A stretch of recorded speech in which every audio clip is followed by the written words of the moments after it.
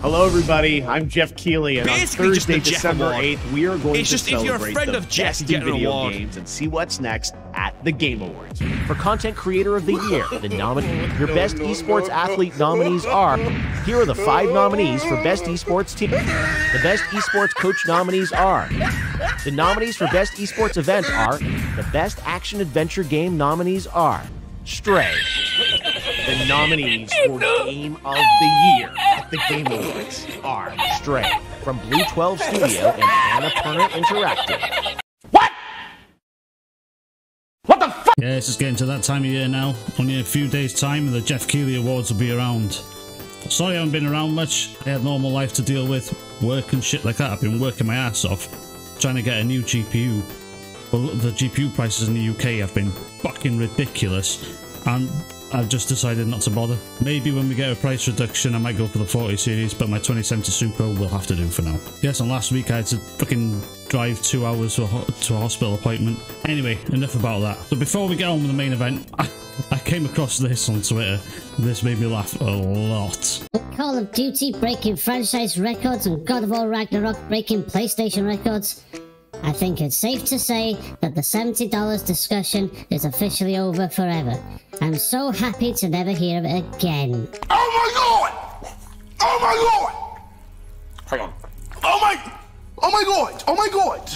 What the hell? Are you dumb? Are you dumb? What are you looking at me for? Now this is coming from a man who somehow associates PlayStation with food. I'll never understand that. I really will never understand any defense for $70 for a video game. In the UK, £70 is worth more than $70. I'll show it on screen. It's ridiculous. So, but for Call of Duty, when I bought it on PC because, well, that's where I'm going to play the best version, it was £60. But in the US, it was still $70. But on PS5, for some weird reason, it was £70. I don't really get it, and I'm getting the better version on PC and I saved £10. Well, I'll never get it, but defending $70 I don't understand at all. Why shouldn't we discuss games being $70? Because no one should have to pay more for video games. And if you say, oh, wait for a sale, like, well, fuck, some people don't want to wait for a sale, like God of War Ragnarök. I didn't want to wait for a sale because I didn't want the story being spoiled for me. I really enjoyed the game. I bought it for £70, which I really didn't want to pay that much, but I know for a fact that story will get fucking ruined for me, and then it will be pointless playing the game because it's a heavily story-based game. Yes, the combat is great, the gameplay is decent enough, I really enjoyed my time with it, but the story is the main focus of the game. So for that game not to be spoiled for me, I had to go and fork out £70 for that fucking game, and £70 is about $85 to $90. Which, us here in the UK, are getting fucked on prices. So no, I will never defend a high cost on video game prices, because these corporations are making a shit ton of money out of them, regardless of how much we're paying. Anyway, now let's get on to the main event, the Game of the Year Awards.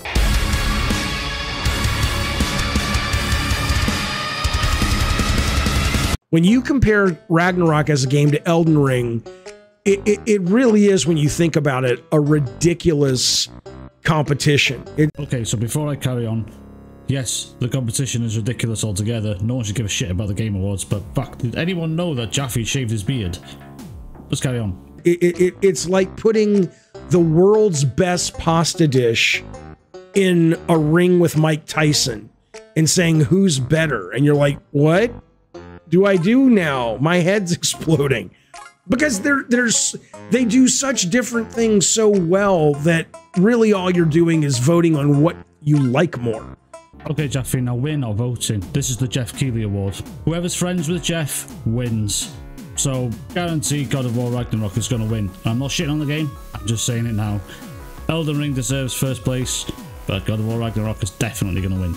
Because to argue that God of War Ragnarök is not the better game, or Elden Ring is not the better game, is ridiculous, because they're absolutely different beasts. They do you can't compare them. They just happen to be put in a box and called games. Let's do art direction. You know, no. These are all terrible games for art direction. Okay, I will say Elden Ring's art direction is great, and Scorn's art direction is great. Yeah, those are just good graphics. Yeah, there's nothing special about any of these games. I do agree with Jaffe here. This award show's so stupid. For outstanding creative and or technical achievement. Well, which one is it? Those are two very different things. They just have the word art in them. Fuzzy says Scorn has great art.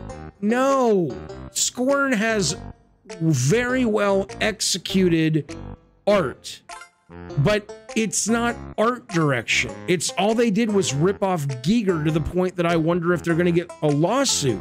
If you look at art direction in any other entertainment medium, it's not about how good in focus it was, or it shouldn't be about the pretty scenery that you happen to simply be in a pretty place. It's about what the vision of the art director is to bring to that world to aid the director's vision and add to the director's vision in a positive way. That's what art direction is.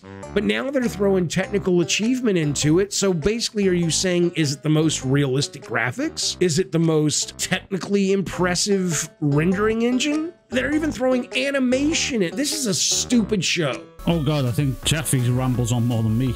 I do agree with Jaffe here. This is stupid. This is fucking ridiculous. Jaffe went on a proper rant here. So I'll cut him off there and we'll have a look at the nominations ourselves. I just wanted to throw this in there because Jaffe did explain it quite well. And I love Jaffe for his versions of God of War back in the PS2, PS3 days. God of War 3 is the reason I bought a PS3 to start with. So let's go and have a look at the nominations myself. For Best Performance, the nominees for 2022 are Ashley Birch, Horizon Forbidden West; Charlotte McBurney, A Plague Tale Requiem; Christopher Judge, God of War Ragnarok; Man Engage, Immortality; and Sonny Suljic, God of War. Okay, now this one's a fair award, but I'd give it to Christopher Judge. He nailed Kratos. God of War 2018 and Ragnarok. He's fantastic. Let's move on. In the category of Best Multiplayer, the nominees are Call of Duty Modern Warfare 2, Multiversus, Overwatch 2, Splatoon 3, and Teenage Mutant Ninja Turtles Shredder's Revenge. Overwatch 2 doesn't belong in this category because it's just a reskin of Overwatch 1. The game's a fucking... I'd call it a scam if you had to pay for it, but it's free to play. But the grind is shit in it, so I didn't bother picking it up. Yeah, I'd go for Call of Duty in this one. Easy one, but I'm a bit of a Call of Duty fanboy. I get hooked a bit too easy. For Best Ongoing Game, the nominees are Apex Legends, Destiny 2, Final Fantasy XIV, Fortnite, and Genshin Impact. The nominees for Best Art Direction are Elden Ring, God of War Ragnarok, Horizon Forbidden West, Scorn, and Stray. Now, if I was to choose here, I'd probably choose Scorn. I think the look was really cool. I didn't play it. The game looked boring as hell. It didn't look fun to play at all. But the art direction and everything going on around it did look really cool. So I would give that one to Scorn. In all fairness, it did look decent. For Best Score in Music, the nominees are Olivier Derivière, A Plague Tale Requiem; Susaka Sato, Elden Ring; Bear McCreary, God of War Ragnarok; Two Feathers, Metal Hellsinger; and Yasunori Mitsuda, Xenoblade Chronicles 3. Only 3 of these games I've played here: God of War, Elden Ring, Metal Hellsinger. They've all got amazing soundtracks, but I'd have to go to Metal Hellsinger because I'm a proper metalhead myself.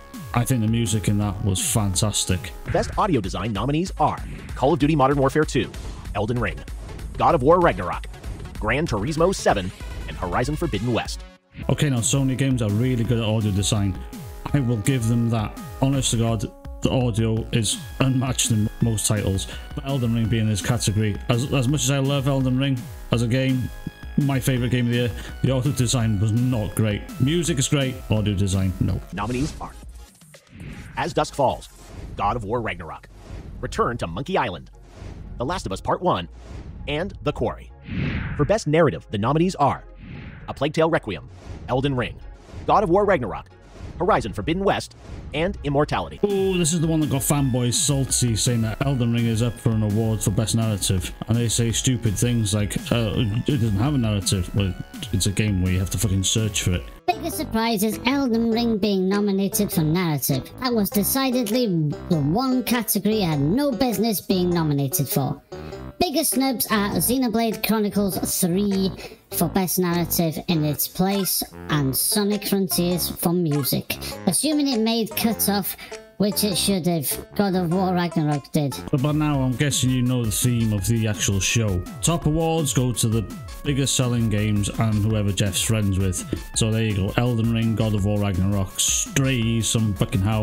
And somehow Stray's got best action adventure game. How the fuck did that happen? Xenoblade Chronicles, you get it by now.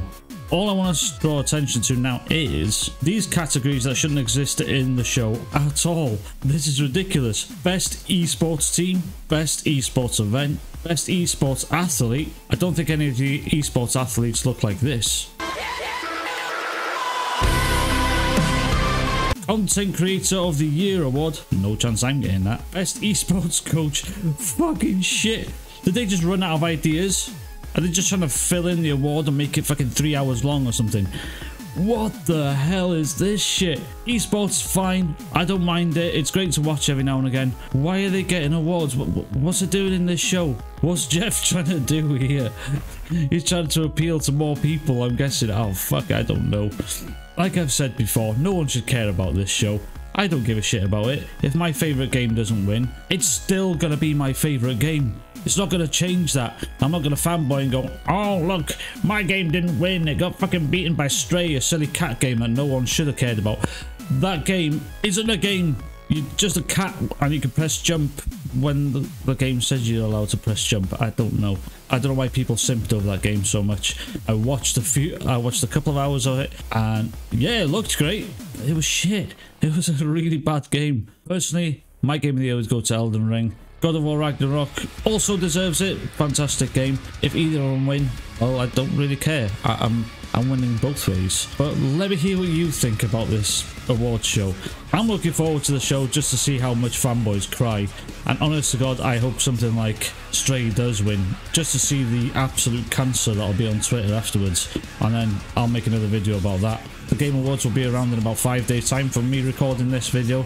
And I'm looking forward to see the result. I hope you guys are too. If you like what you see, press the like button, press the subscribe button if you so choose to. I'm out. Hopefully I can make a video for you a lot sooner next time. Thank you very much guys. Ciao for now.